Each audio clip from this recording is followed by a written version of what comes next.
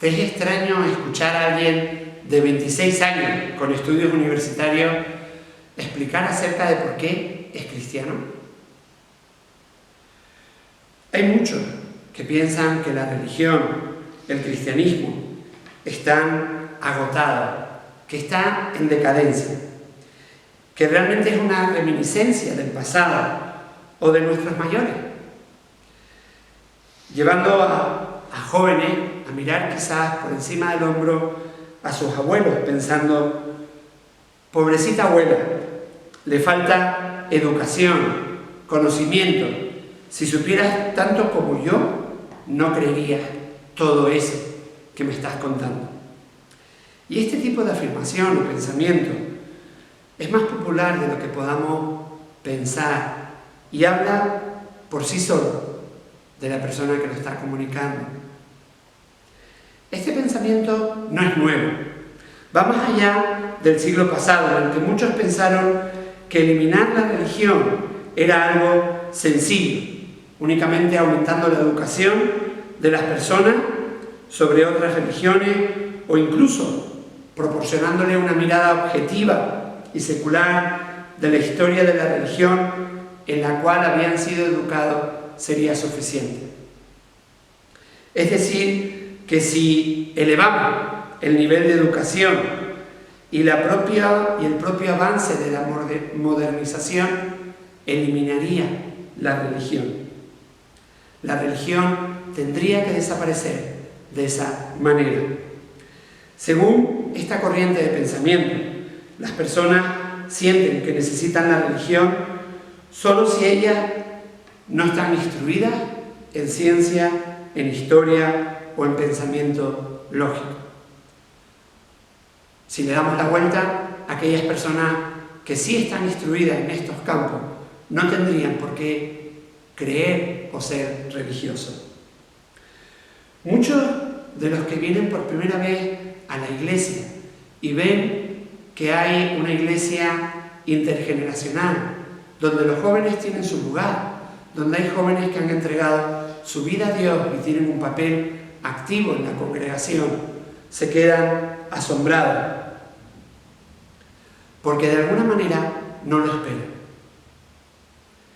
En 1966, John Lennon reflejaba este pensamiento con la siguiente afirmación: el cristianismo pasará, se desvanecerá y se reducirá.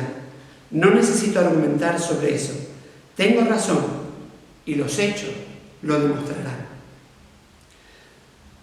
Sin embargo, esto no ha sucedido como se esperaba, y algunos pues anunciaron, como hizo Lennon. En su artículo de abril del 2015, Sarah Bailey, en el Washington Post, haciendo un resumen de un estudio realizado por el Pew Research Center sobre religiones, recoge lo siguiente. Dice: los sociólogos se precipitaron al decir que el crecimiento de la modernización traería un crecimiento de la secularización y la ausencia de fe. Eso no es lo que estamos viendo. La gente quiere y necesita religión. Tim Keller piensa sobre este aspecto, que el surgimiento más fuerte de los nuevos ateísmos, de los nuevos ateos, puede ser en realidad una reacción a la persistencia, a la continuidad, al resurgimiento de una religión que sabe a dónde va, de una religión que sigue avanzando y alcanzando personas, dando respuestas a preguntas que realmente se están haciendo. Según el estudio al que antes hacía referencia, creer en Dios tiene sentido para 4 de cada 5 personas en el mundo y continuará siendo así en el futuro inmediato. De estos datos nace la pregunta del tema de hoy: ¿por qué? ¿Por qué la religión sigue creciendo en medio de tanta oposición secular? ¿Por qué personas de diferentes culturas, ámbitos sociales, diferentes niveles de formación e intelectuales siguen acercándose a Dios y creyendo en Él. ¿Por qué? No sé si a alguno se le podría ocurrir responder a esta pregunta, que es porque son idiotas o porque no tienen otra cosa mejor que hacer. Creo que sería una respuesta muy condescendiente y que habla muy directamente del nivel intelectual de la persona que la da y también de cómo trata o respeta a los demás. Creo que es importante reflexionar en esta cuestión, porque cada vez más personas se acercan a Dios. Y creo que es importante dar una respuesta más reflexiva, más profunda intelectualmente. Keller plantea que hay dos buenas respuestas a la cuestión de por qué la religión continúa creciendo. Una de ellas es que muchas personas descubren que le faltan cosas a la razón secular para dar respuesta a una vida que valga la pena. Y la otra es que muchas personas de manera intuitiva perciben un mundo que trasciende más allá del mundo natural, más allá de lo que podamos ver. Vamos a tratar cada uno de estos aspectos por separado. Y en primer lugar, vamos a acercarnos a la cuestión de que somos conscientes de que algo falta al razonamiento intelectual. Una de las cosas que me viene dando vueltas a la cabeza desde hace mucho tiempo, en los últimos años, son los avances tecnológicos y la cuestión de que si debemos avanzar por avanzar, que todo aquello que podamos desarrollar o hacer, lo hagamos, o que si realmente nos debemos de plantear si es bueno avanzar o debemos de parar, o hay cosas que no debemos desarrollar y otras cosas sí. Pero es algo que no se está haciendo. Pero como ciencia tampoco podría hacerse, porque ésta no puede proveer los medios para juzgar si los inventos tecnológicos son buenos o malos para los seres humanos. Según Jürgen Habermas, filósofo alemán de más de 90 años, dice que para ello deberíamos de saber lo que es un buen ser humano, y la ciencia no puede dar moralidad o definir tal cosa. No puede adjudicar esa capacidad de juzgar tal cosa. Es cierto que se llevan haciendo muchísimas barbaridades a cabo en nombre de la religión, que se han llevado muchas barbaridades a cabo en nombre de la religión a lo largo de la historia. Pero solo hace falta echarle un vistazo al siglo pasado para ver que el secularismo no ha resultado realmente ser a ese respecto un gran avance. Las ciencias sociales, por ejemplo, nos pueden decir qué es la vida humana, pero no lo que debe ser. Si estudiamos el movimiento eugenésico de principios del siglo XX, se puede ver que se llegan avances científicos importantes acerca de la mejora del ser humano. Pero para poderlo llevar a cabo, habría que tomar decisiones morales muy complicadas.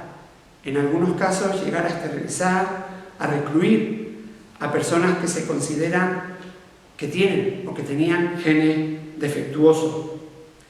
Algunos incluso llegaron a promover argumentos científicos por medio de los cuales se deberían de esterilizar y aún matar a aquellas personas que debilitaban el patrimonio genético humano al propagar enfermedades, inmoralidad o crímenes. Y precisamente fueron los horrores de la Segunda Guerra Mundial, no la ciencia, los que desacreditaron la eugenesia. y la estoy poniendo como ejemplo. En este caso, más que ningún otro, necesitamos buscar en algún lado criterios necesarios para saber las decisiones que tomar, porque la ciencia, ni siquiera la relación costo-beneficio, te puede dar esos criterios adecuados. Entonces, ¿dónde podemos buscar esos criterios? Habermas escribe lo siguiente, dice: los ideales de la libertad, la conciencia moral individual, los derechos humanos y la democracia son el legado directo de la ética judía de la justicia y de la ética cristiana del amor. Al día de hoy no existe ninguna alternativa a ese legado, afirma Habermas. Y nada de lo que acabo de comentar niega que la ciencia y la razón sean realmente una fuente de bien para la humanidad, una fuente importante que ha hecho mucho bien al ser humano. El punto es más bien que únicamente la ciencia no puede servir como guía para la humanidad. Hay muchas cosas que puede aportar, pero le faltan otras. No solo faltaría a los criterios morales adecuados para enfocar hacia dónde iríamos, no solamente faltarían esos criterios hacia dónde iríamos tecnológicamente, sino también cuando hablamos del perdón, la redención o el sacrificio. Sería necesaria para todo ello una responsabilidad moral que la ciencia tampoco puede asumir, que también le falta. Todos hemos tenido en algún momento preguntas acerca del sentido de nuestra breve vida.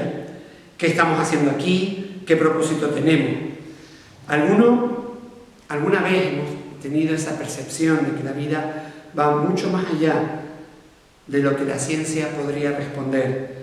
El hecho de sentir que somos algo más y que la vida es algo más de lo que podemos ver en el mundo material, que el amor, la entrega, el sacrificio, la lealtad son aspectos reales de nuestra vida, que van más allá de cualquier reacción química y que la ciencia no puede explicar. El estricto secularismo sostiene que las personas son solo entidades físicas, sin alma, que cuando los seres humanos mueren, aquellos seres que amamos mueren, simplemente dejan de existir, que las sensaciones del amor y la belleza son solo fenómenos químicos y neurológicos, que no hay ni bien ni mal fuera de lo que determinemos y decidamos con nuestra cabeza, con nuestra mente. Esas posiciones son en última instancia bastante ilógicas para casi todas las personas, y grandes sectores de la humanidad seguirán rechazándolas como algo imposible de creer. Y esto nos lleva a la pregunta de nuevo: ¿qué es lo que nos lleva a creer en Dios? ¿Qué es lo que lleva a la humanidad a querer seguir acercándose a Dios? Las personas creen en Dios no solo porque sientan alguna necesidad emocional, sino porque le da sentido a lo que ven y experimentan. Abrazamos la religión porque pensamos que se ajusta más a los hechos de nuestra existencia que el secularismo, que deja muchísimas preguntas sin responder de nuestra existencia.